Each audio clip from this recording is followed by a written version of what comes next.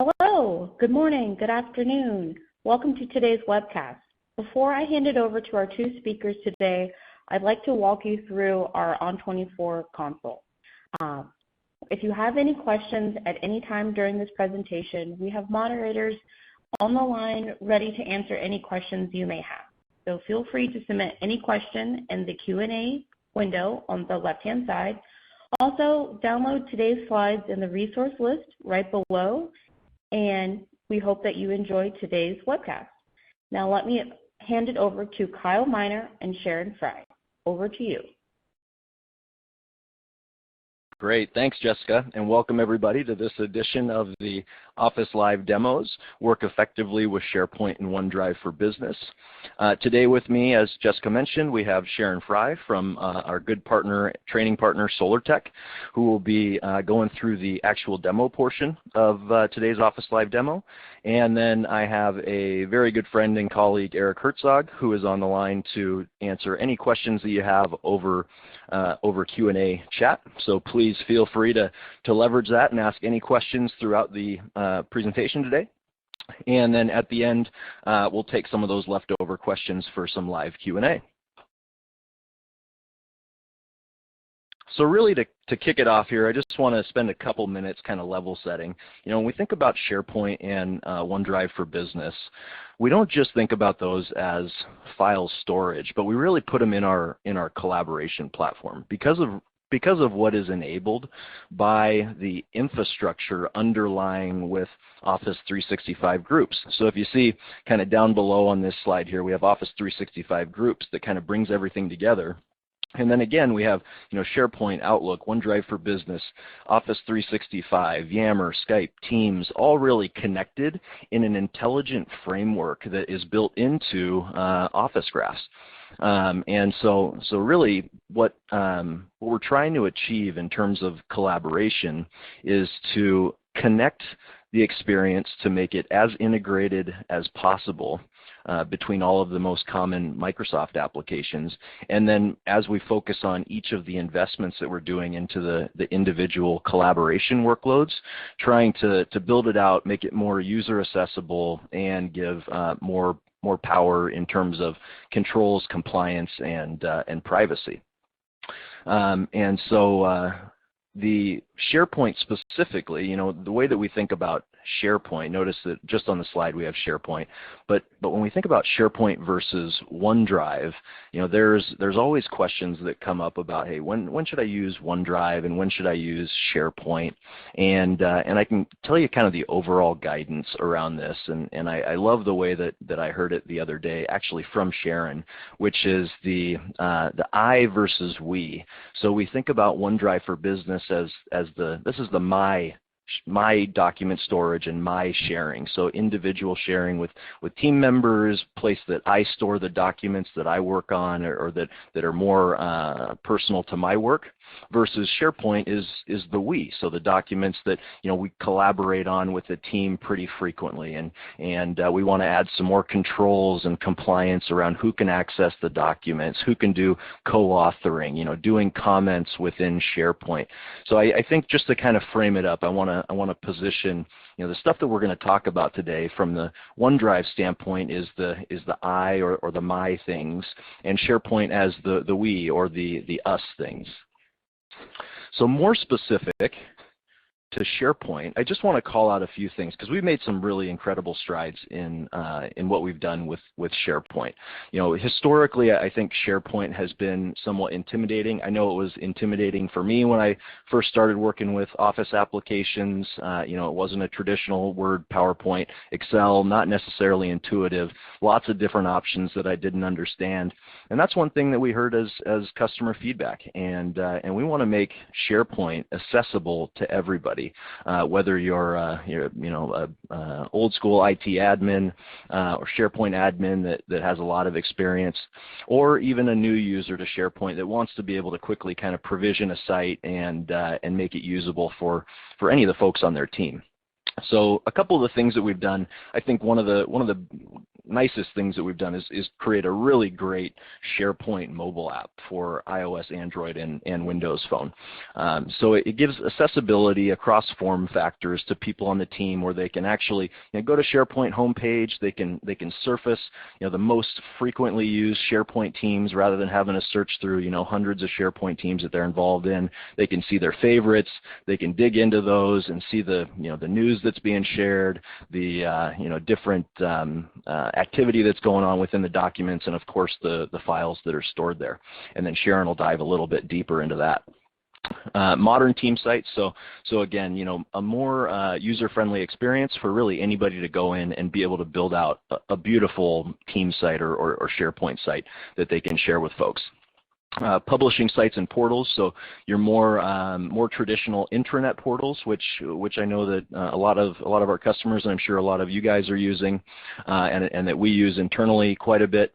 So adding additional controls and compliance into the build out of the perpetual intranet sites, as well as some additional features and functionality around creating better aesthetics and a better user experience that doesn't necessarily feel like the traditional SharePoint. It feels more like an intuitive place to collaborate and share information and documents.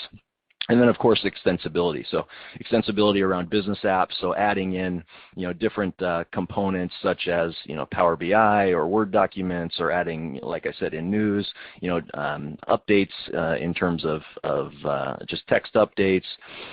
So really a great way to build in a lot of the other great individual experiences that we have across the Office stack, as well as some third-party applications that you can build in to your SharePoint sites really with just a couple of clicks.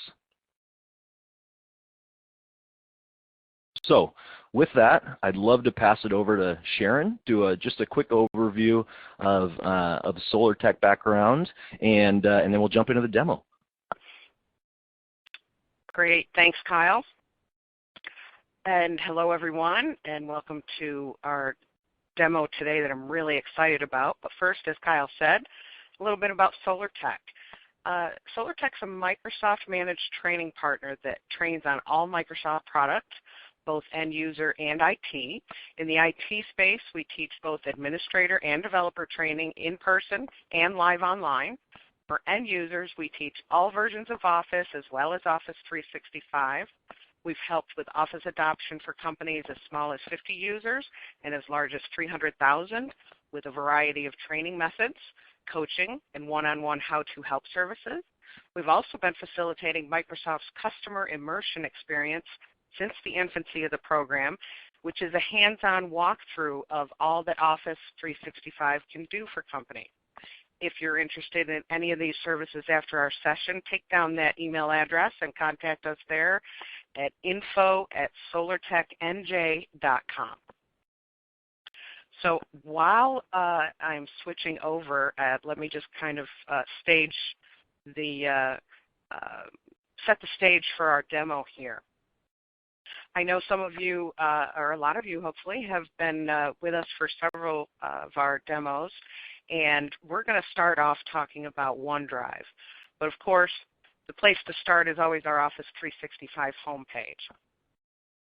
So in my top row here, you'll see I have a OneDrive tile with a little cloud. I have the SharePoint tile with the SharePoint logo. And I'm going to jump over to the tab where I've already accessed my OneDrive. And in our demo tenant here, I am portraying or working as Karen Berg. She's the vice president of our fictional company called Contoso. She's in sales and operations. And as Kyle said, with our OneDrive, we can think of this as the place for my documents or the stuff I work on, the stuff I have control over. But as you saw in the slide, it's really part of SharePoint. And I tell people it's like a custom SharePoint library that has some special features and where everything starts off with only you having permission and control. And then you can decide to share things. So taking a look on our screen here, and again, remember, you can always look in the top left corner to see what portion of Office 365 we're looking at. You have some familiar navigation on the left. The files are the files that I have stored in my OneDrive for Business. I can also quickly access things that I have recently worked on or opened. And then I can also see things that have been shared with me. So I mentioned that earlier, and we'll take a look at that. But you'll see that these are actually things that are stored in other people's OneDrives for Business, and then they have allowed me or invited me to share them, but maybe other people too, so several people can be working on these. But one of my favorite things over on the left-hand navigation is this thing called Discover. So we've talked about the Microsoft Graph that also intelligently surfaces items that are relevant to you, that you've been working on, that people around you, in other words, people you work with, are working on. And again, it's intelligent, but it's also private. So it will still maintain any restrictions or compliance that need to be maintained. So in other words, I'm not going to see anything here that I don't already have permission and the rights to see. So I can see here's a PowerPoint presentation that Julian, my boss, has worked on. I've got some sales orders by Molly, she works for me, and lots of other things here that I can quickly get to. So I don't have to do as much hunting around. And again, this is all powered by that Microsoft Graph, the same thing that drives Delve and My Analytics that we also covered in a previous demo. So feel free to check that out in the on-demand. You'll also notice on the left-hand navigation, I have a big list of different groups and teams that I might be part of, and access to those files that belong to those groups and teams. So when we go back to my files, I do also want to point out up in the top of the left-hand navigation, as in most places in Office 365, you also have very powerful search. And if you recall, one of the issues that Karen in our fictional environment was working on was with their M400 smartphone. So I can very quickly search everything in my OneDrive that has to do with that M400 smartphone, and everything will show up here as far as documents in my OneDrive environment. Now, in the main part of our window here, you'll see that when I'm looking at my files, just like you have always had in a file environment, you have folders, you have files, you have tools up at the top so I can quickly create new items or upload existing items from my computer or from some other location. You also have a very powerful next generation sync client. So this means if I have to go on a plane, I have to go someplace where I'm not going to be connected to our Office 365 environment, I can still get to my files and have them on my local computer, and then I don't have to worry about, oh, do I have to upload this version to OneDrive or to SharePoint when I get back? It's all taken care of for me. So that's now called Open on PC. Over to the right, just like any other file environment, again, I can sort, I can show as a list, I can also show as tiles. I can also go to my familiar File Explorer, or formerly Windows Explorer, where I can see things in that same environment that I'm used to working with on my computer. There's also an information panel that you can open up. And if you don't have any files selected, then what you're going to see is, for what's essentially a library, you're going to see the recent activity, so everything that I've been doing this week. There's even more that I could look at. So that's when you're just looking at the entire set of files or the entire library. Now, if I were to select a particular file, and notice the sharing column that shows that almost all of these are only shared to me. In other words, only I have permission. So if I take a look at this particular file, let's say, over in the information panel, you'll see that only I have access. So there's nobody listed here, and the only thing I can do here is add people. So this item is not shared. I still see the recent activity now for this particular item as opposed to the whole library. And then when I scroll further down, I can see I have access to version history. I have the information on the file. In the top menu, I have the ability to open, either depending on the type of file it is. I can open it in the online application, or I can open it in my desktop Excel. You can share. Whoops, let me reselect that file. Sorry about that. I can share. So now, let's say I'm working on this budget document, and eventually it's going to go to our executive team. But right now, maybe I just want to share it with my boss, Julian, so that he and I can work on it before we actually share it with the rest of the team. So I could share it with him. I could make that sharing expire. I can also get a link, which is also nice when people say, hey, I forgot where you put that. Can you send me another link? We can do that. You can download copies, delete. One of my favorite new things is I can also copy this to one of my SharePoint locations, and we'll get to that in a moment. You can rename, and of course you can also still have version history. Now what's a little different, if I have a file that's shared, if I select that, I still have all the same options at the top, but over on the right, now I can see exactly who it's been shared with. So I have their person information. It tells me 19 other people are there. And then if I want to change permissions at any time, because these are the files that I own, I can do that. So we're going to go ahead and go back to that document. By the way, it will also tell you how many items you have selected. And once you have more than one selected, you don't see any information.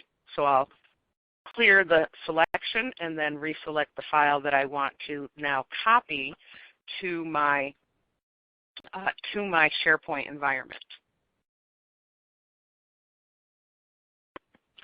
So when I go to copy to, you're going to see the panel open up on the right-hand side.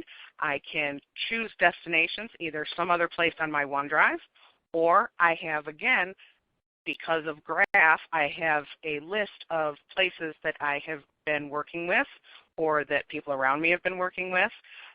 So I have various different groups, which all the time will have a SharePoint group, or excuse me, a SharePoint site associated with them. And if the one I want isn't there, I can always browse for sites. And of course, that is the case now. So I'm going to go ahead and browse for sites. And now it shows me, and you'll see this again in a moment, sites that I'm following and recent sites that I have. So I want to put this in the executive team SharePoint site. And within that SharePoint site, in the SharePoint documents, there are two folders. I could also create a new one. I'm going to put it in the budgeting folder. And then I'll quickly say copy here. Now I have the option after that. I can just delete my personal copy or save it for a backup. So for those of you that were with us on Teams last month, and I just want to mention, if you weren't, I strongly suggest you go and view that video on demand. But just as a quick reminder, I want to show you how this all ties together. And all we did to do this was create Teams last month. So in my Teams environment, you'll see that I have the executive team, which is where I just stored this file, in the budgeting channel. And when I look at the files in the budgeting channel here, and then I go ahead and refresh that. Sorry about that. There we go. There's the file that I just copied here a moment ago. Now, I can work with this file here. You'll see I have all kinds of options as I would in a SharePoint environment. I can also open it directly in SharePoint and then work with it right inside SharePoint. But before we do that, I'm going to take you to the new SharePoint home.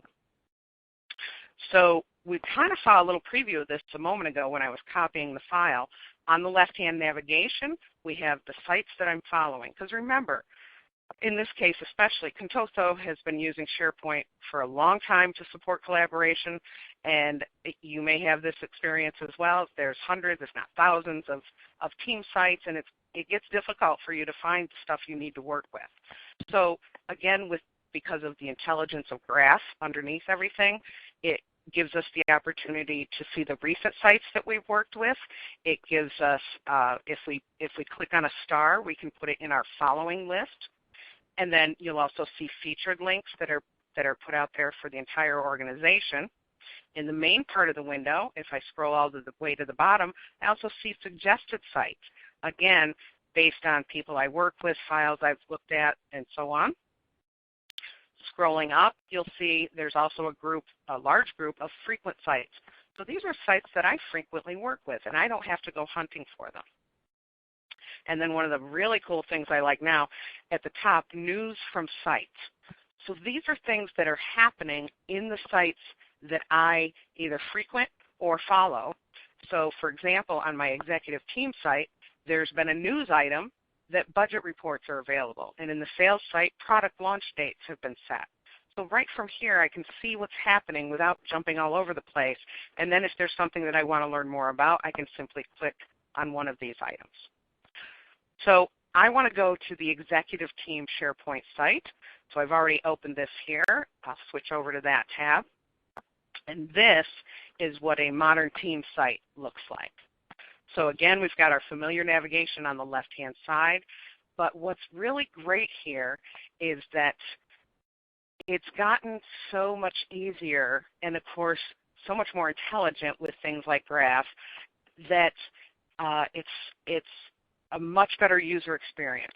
It's, like Kyle said, it's not as intimidating if you do have the permissions on your site. If, let's say, you're a designer or a site owner, it's very easy now to add things. But even from just a user standpoint, here's the default team site template. So it comes up with news and activity. Here again, stuff that's being worked on. So it's very easy to get back to work on the things that are relevant to me at this point in time. I can quickly add apps, okay, or lists, or document libraries, or pages, or actual apps, the list and library templates. I can also see up in the top right, hey, I am already following this site, or if I wasn't, I could quickly do so. We can see the members, because this is actually a SharePoint site that was created when a team was created. And remember, like Kyle showed in the one slide, it's also the underlying, the groups are the underlying fabric, if you will, of the whole collaboration environment. So it also shows me when things have been published, so I can tell, you know, how long this site has been available. So very quickly, I can add news. So here it is, name your page. So this is news. And then if I want to add text or an image or different content, I can do so very quickly. Save and close it, and publish. And then when we go back to the home page, there's my news item. So it's very easy to keep your teams in the loop. Now, if we look at the documents library, remember this is where I went from OneDrive. I took a document and I copied it to the SharePoint site because Julian and I had maybe worked on it, or I worked on it, and now I'm ready to collaborate with other people in the team on this document. I had placed it in the budgeting folder, and now here it is in the budgeting folder. Similar to what we had in OneDrive, when I don't have any items selected, I can create new things. I can sync this library to my computer. So again, I can get offline access. Remember, we're talking about empowering people to work on things wherever they are. I can download, and we've got filtering over on the top right, so we can filter things, look for things modified in certain date periods or by certain people. When I select an actual item, now I get similar options as to what we had in OneDrive. I can open and share and download. I can see the information. So I'm going to see the properties, and I'll even see, because this is an Excel file, I'll even see a preview over here thanks to Excel Online at work. I've got the properties. I can see who has permissions. I can see the recent activity, and I can just see the file information. So all of this information is at my fingertips. Now, I also want to point out that this was all, again, created when we created a team last month. So very quickly to get up and running. It can easily be customized, and the extensibility of it is something we're going to talk about in just a moment. One other thing I want to point out here, since I showed it in OneDrive, in the search, remember Karen is working on this M400. Nothing here in the executive team matches her search. But if we go back to SharePoint Home and I start searching here, look at all the things that come up now. So we have a site that was specifically for the M400, and I have files, and I can even show more results. And again, thanks to that intelligent but private searching capability, I can see sites and I can see files only if I have access to them. So very powerful stuff there. So we'll go back to our executive team site. And I want to talk about one of the ways that it's gotten so much easier for SharePoint to not be so intimidating. So one of the things Kyle mentioned, by the way, was also the mobile app. So there's another way that you can access all of these items. But another powerful thing in SharePoint that has maybe not been as accessible to people that aren't so techy is workflows.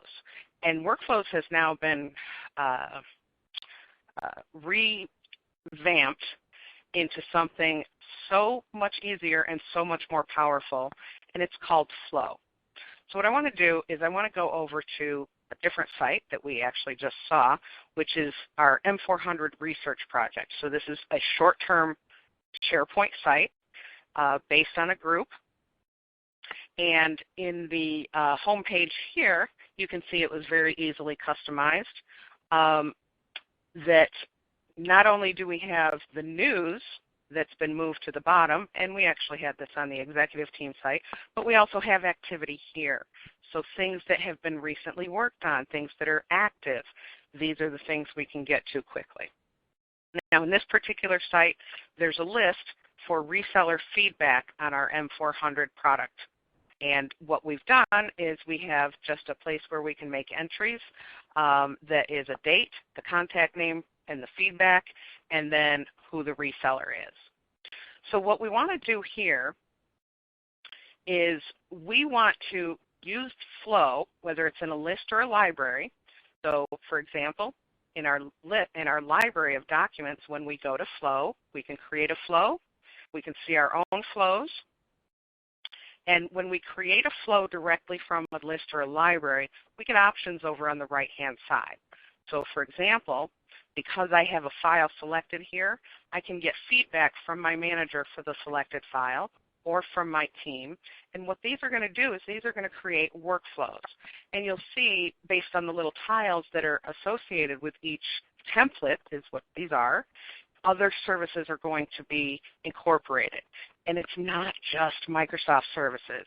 So if you'll notice as we go here, as we go through here, here's add a card in Trello for the selected file, post a message to Yammer, which of course is Microsoft, but it's not just the SharePoint experience that is involved.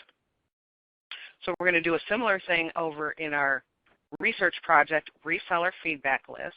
And what I want to happen is, I've got so many things going on. When this reseller feedback list gets a new item, I want to have a task created in our tasks list that we have over here, the M400 research tasks, to follow up with that reseller on their feedback.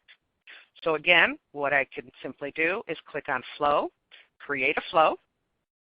Now it's going to come up with appropriate templates for a list as opposed to a library.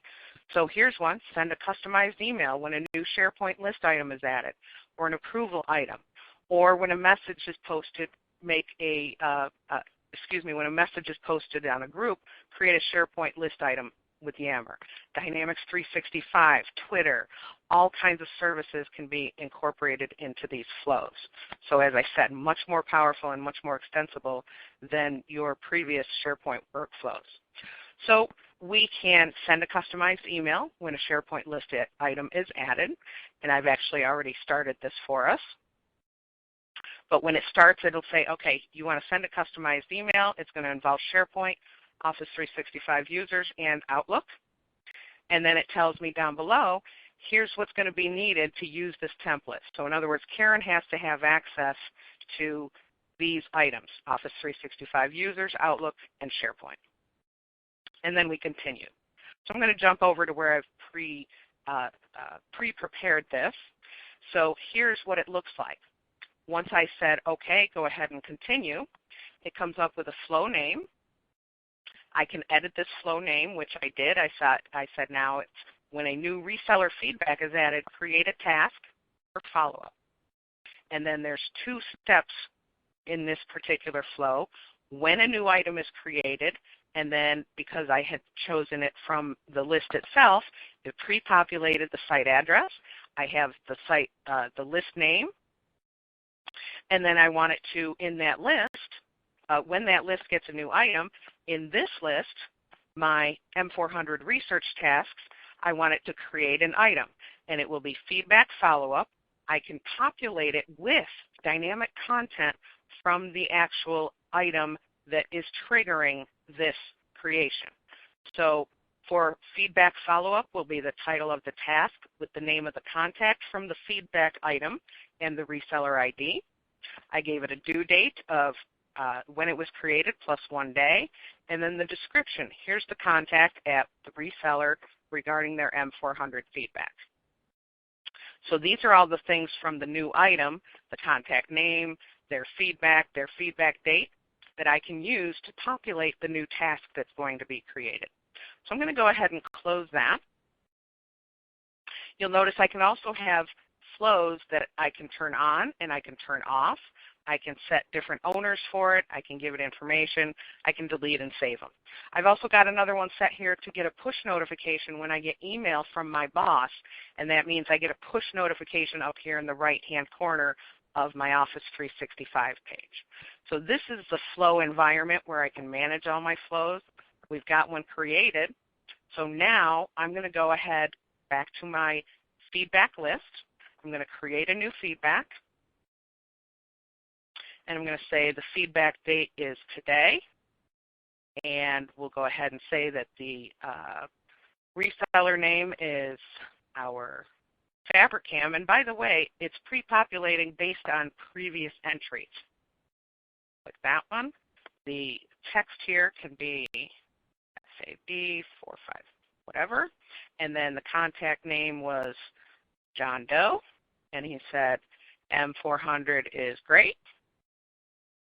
And then we save it. So we've added a new item to the list.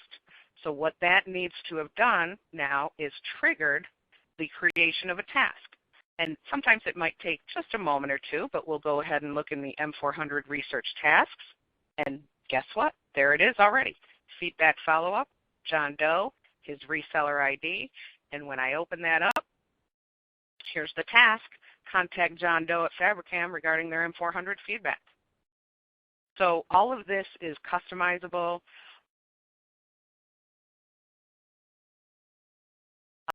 And this was really what was just out of the box. If I wanted to assign it already, whatever I need to do, it's so possible now with Flow and so much easier than it ever has been. So that's a little bit about what is new and exciting with OneDrive and SharePoint. If you have not been using them, I encourage you to check them out in your Office 365 environment. If you don't have Office 365, well then, you know you should. And then keep in mind, Kyle's going to talk about it, but there's coming up in May a SharePoint Virtual Summit where the things we've talked about and so much more will be announced and introduced to the audience. So with that, I'll go ahead and hand it back to Kyle and let us know if you have questions. Great. Thanks, Sharon. So I'm going to jump this next slide here, and as Sharon mentioned, there's a couple things and a couple more learning opportunities for you guys. So of course we're continuing the Office Live demo series. In the post-event email, we'll actually have registration for the next 2 events that we have coming up in May and June, and then of course we're going to continue the series into the next Microsoft fiscal year, which is beginning in July, and we'll be doing that on a monthly basis. As for the SharePoint virtual event, we actually have a number of new features coming out, some different changes in terms of file limitations, more consistency between the OneDrive and SharePoint file storage capabilities, some better connection between the two, selective sync, some things around conditional access. So I would highly recommend anybody that's excited about SharePoint, the new flow that we've built into it, and then the enhancements of really the core functionality in the mobile app or the team sites, to check out this website. Notice we do have a link here. Attendees, you can all download the content and click directly on that link to register. You can also go to the Office blog site and do a search on the virtual SharePoint event, and there will be a link for registration in there, as well as some additional details.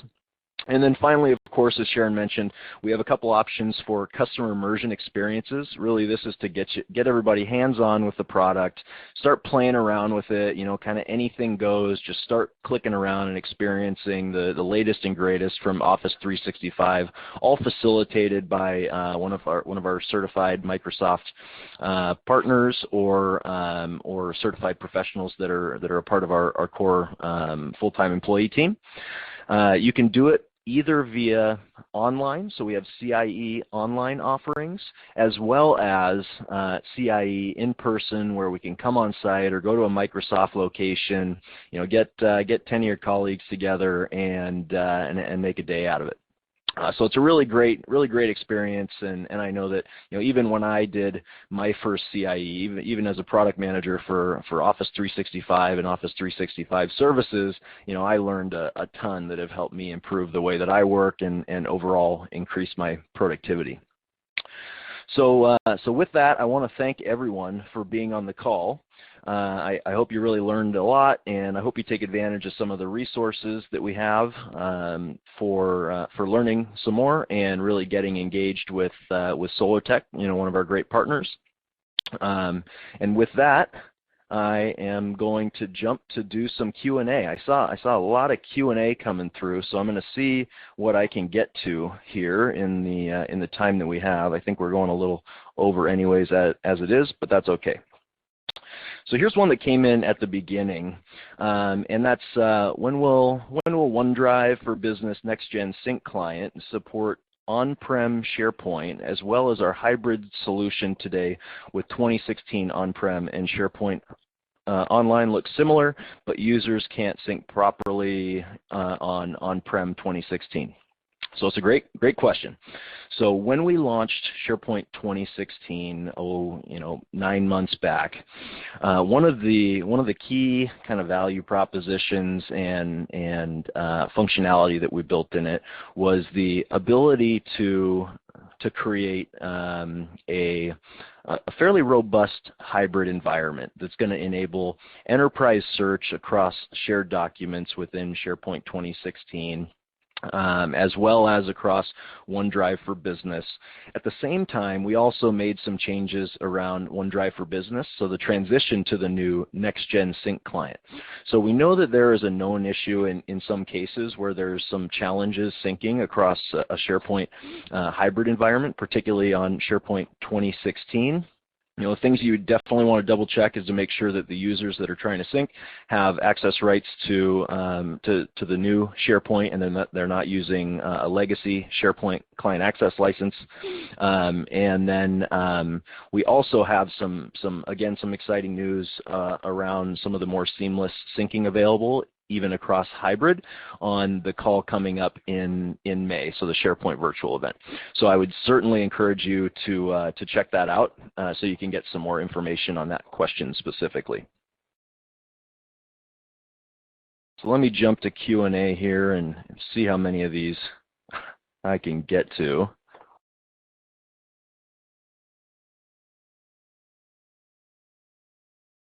I'm just pulling it up here.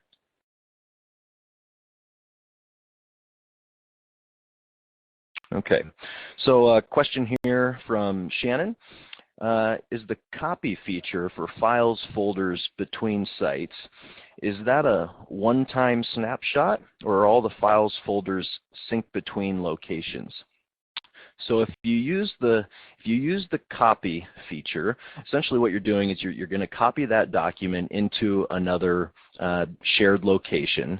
So if you copy that document into the shared location, it's going to copy over with the parameters that you set in the prompt window, and it will be synced. It will carry over some of the metadata properties in terms of who it's been shared with, and then once copied over, you can then go in and do some customizations on who has access rights and who can actually do things with that file.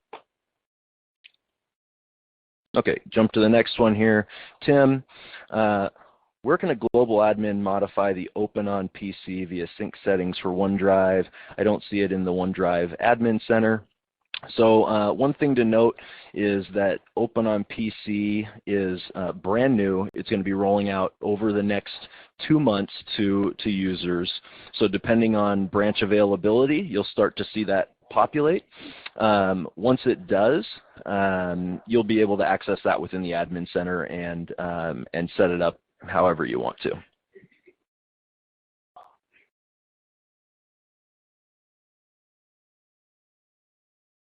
Okay, Roland needs some links. We'll send you those, Roland. I'm going to jump to the next one from Catherine. Looks like this group is related. Sorry, let me see that. Looks like this is group related, not a SharePoint subsite. Am I right? So that's kind of a loaded question. I don't know specifically what was being demoed at the time, but the underlying infrastructure across Teams, SharePoint, and even the extensibility for OneDrive for Business and Office apps is built upon both the group's infrastructure with the intelligent Office Graph fabric built into it. So without knowing the context for the question, what I can say is that it's one and the same. So a SharePoint subsite would still be tied into the group's infrastructure, even though it is perhaps a SharePoint site that's set up individually. Now, in that case, it may have been a SharePoint site that was set up outside of a group environment, and that's certainly plausible. Of course, I can't reference exactly what was demoed at the time, but just to give you kind of a little bit of context. All right, Andy. To what extent can SharePoint be utilized as a CRM tool? Well, I suppose that there's some things that you can do to build it out and leverage it as a CRM tool. There's some extensibility with Dynamics 365 that you can actually build in as object views and reporting views into SharePoint. So I think that it could be used as a great intranet portal in terms of managing CRM. I think that overall my recommendation would be not to necessarily take that route, because it's going to be a huge investment to build out really customized views within SharePoint that in the long run, just from a services and implementation cost, is going to far exceed what it would be to just go with a Dynamics 365 and use that as the de facto CRM tool.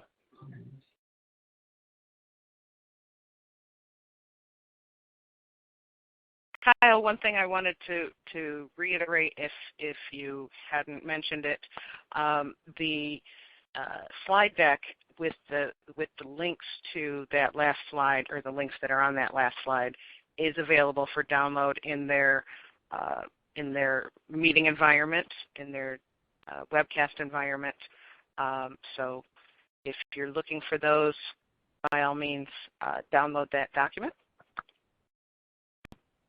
Great. No, thanks for the reminder, Sharon. Okay, how about this one from David? If the copy feature is used and later the original document is changed, does the copied file change as well? In other words, is it synced? No, it is not synced. So if you copy that document somewhere else, what you're essentially saying is that I want to archive this particular document into my OneDrive, and then I want to move this file, to a site that's shared with maybe more people. So it's essentially, I think about it maybe as like a publishing process or putting it into a different sort of review cycle.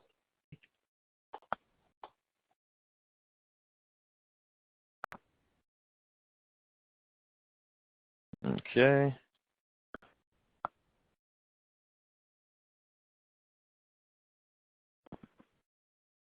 Okay, can flow be used cross sites if one action, if one is that action? If one action happens on a site, does something happen on another? Well, it depends on how it's set up. So if you set up a flow within a particular SharePoint team site, then it's only going to apply to that particular team site and the actions taken based on the flow that you have set up. If you want to actually have that flow do things within other SharePoint environments, you have the ability to do that. And so then, of course, it would happen in another SharePoint environment as well. You can also do some things so if you want to replicate some of the flows that are built and apply those to other SharePoint sites, you can certainly do that. However, it's not a global setting that's going to affect all the SharePoint sites that you're either a part of or an admin of. And Kyle, on the subject of flow, we have two related questions. One from Kendra says, sorry if I missed this, do you have to do something to initiate flow so that the flow options show up in SharePoint? And then Anthony said he's also looking for the flow button. Do you have to integrate flow with SharePoint? Good questions. So, the first thing I would make sure to look at is that you have SharePoint Online, because it's SharePoint Flow is exclusive to SharePoint Online, our online SharePoint service. The second thing that I would check is that you have Flow turned on globally as an option for SharePoint portal or team site admins, so that they can go ahead and start building those out. So if you're not seeing it, it's more than likely one of those two scenarios. If you do check and see that hey, we're on SharePoint Online, we have Flow turned on, and I still don't have access to it, there could be some specific rights that have been assigned to users that are preventing them from having access to it, and that's again something you'd want to check with the SharePoint IT administrator. If it's none of those things, then there may be another technical issue, and I would certainly recommend for anybody with technical questions to go look at TechNet or join our SharePoint community forum, and they have some, they always have very high levels of activity and can give you some good suggestions on how to resolve the issue.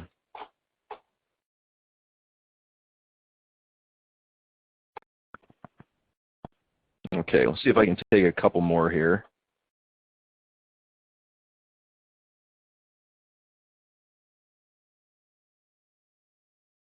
How about this one from Chris?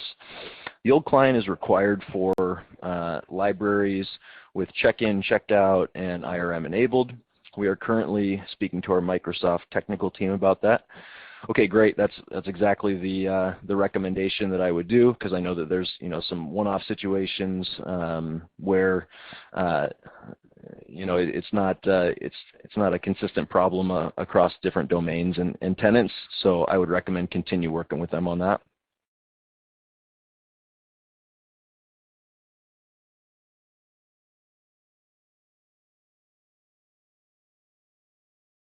Okay, keep scrolling here.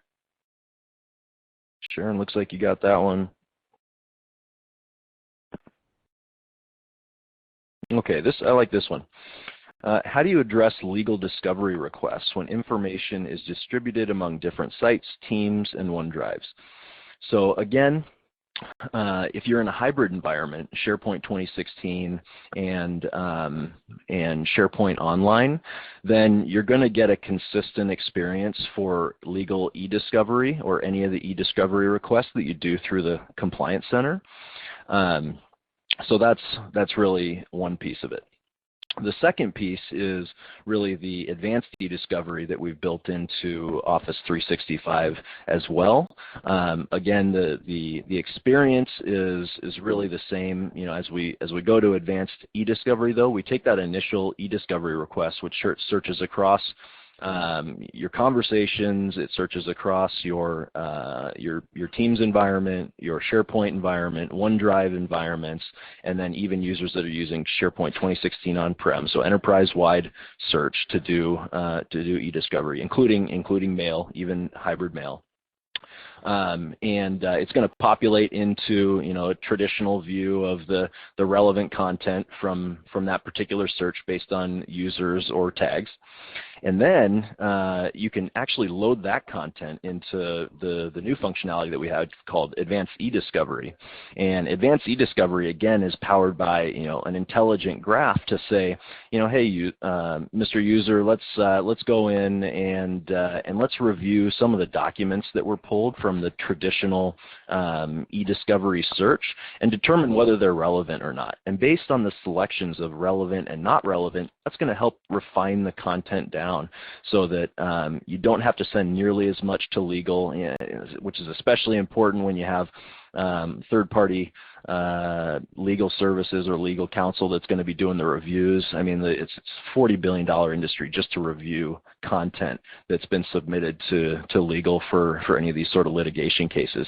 So if you can use some intelligence to actually cut out a lot of the stuff that they have to review, that's going to give you a distinct advantage when it comes to the bottom line and the capital expenditure or the operational expenditure that you have for legal departments. And then if you're doing it in-house, of course, it's just going to save time for the attorneys and the paralegals that are actually doing that work. Okay, can I schedule a live demo for an overview for new SharePoint users? My company is looking to use SharePoint as our server, but would like an overview and a chance to ask all our questions. So we have some great opportunities to find out more deeply about SharePoint. So of course we mentioned the SharePoint virtual event, so certainly check that out. There's also a great opportunity to go to one of our Microsoft Technology Centers. So you can actually just search on the web Microsoft Technology Centers and find a technology center that's local to you, and they can do any number of things that are specific to SharePoint, such as they can do an architectural design session based on the infrastructure of the company. They can do a proof of concept for you guys and set that up over really even a 2-week period. They can do a strategy briefing, which is more of a high level, talking about the features, functionality, and doing a little bit of dive into it.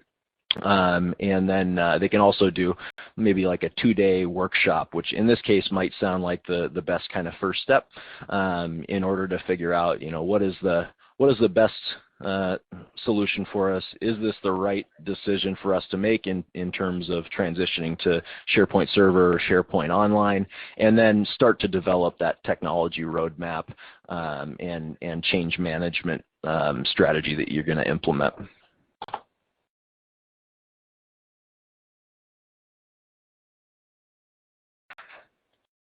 Okay, when will Flow support group calendars? That's a great question. This is one that we've talked about. It's not currently supported.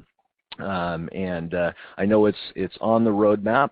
It's just one of those things that we don't have a ton of visibility into based on a lot of the development going on through integration with Microsoft Teams, since it's really part of the same engineering team that's working on those things. So it's certainly a priority, and you're going to see a lot of great things coming to groups as well as teams, and then connected back to Flow.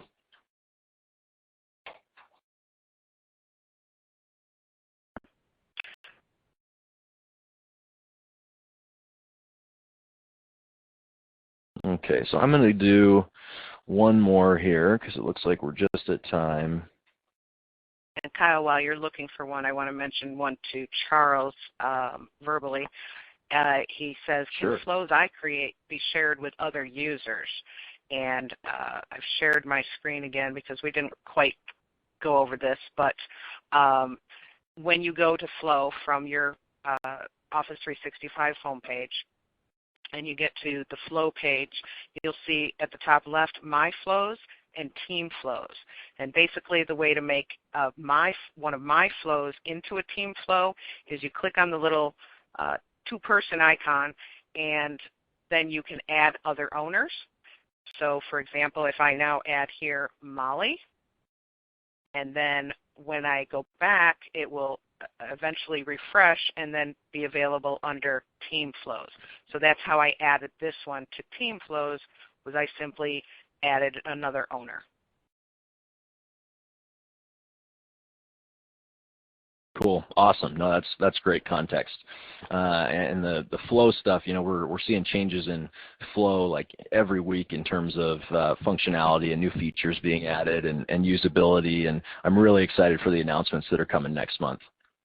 Okay, I'm going to cover one more. I know Eric answered this question, but can two people work on the same document at the same time? If so, what about saving it? So that's a great question. You know, one of the big value propositions for Office 365 and you know, really the entire stack, which we would consider includes SharePoint and SharePoint Online, is the new co-authoring that we've added to it. So whether the document is stored in OneDrive for Business or stored in SharePoint, you do have the ability with some of the traditional Office applications to do real-time co-authoring in the desktop application as well as in the web-based browser application. So that would include right now Word and PowerPoint for real-time co-authoring across both of those. Excel is the one. I'm sorry. That's the one that just got added in March. What was it? What was it that you said? With the Excel live co-authoring, just got announced in March. Yep.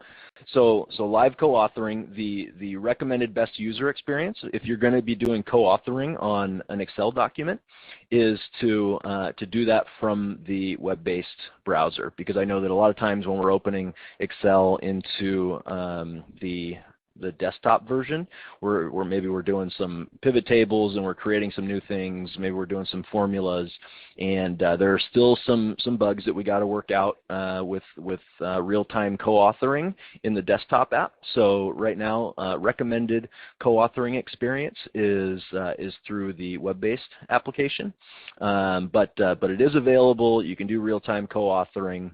And we've managed through a lot of the initial challenges that there may have been with overriding some changes and overlapping changes, and it's really become a great user experience for co-authoring and being able to get things done really quickly within your team. Okay, with that, I'll stay on for a couple more minutes and try to hammer out some of these questions that you guys have over text. But we are going to, because we're right at time, going to close out the call. I want to thank everybody again for joining. Really hope you got some value out of today's call, got to learn some new stuff, and know some of the opportunities that are available if you want to learn more or have your team learn more. So thank you very much, guys.